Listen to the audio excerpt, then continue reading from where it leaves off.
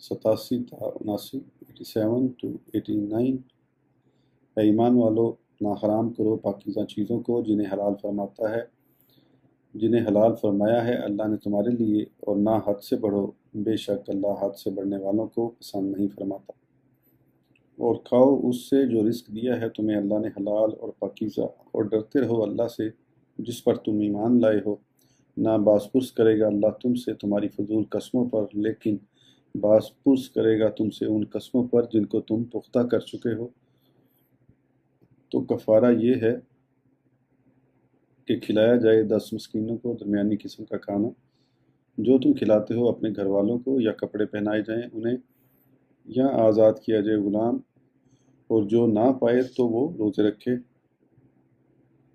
3 دن کے۔ یہ کفارہ ہے تمہاری قسموں کا جب تم قسم اٹھاؤ، اور حفاظت کیا کرو اپنی قسموں کی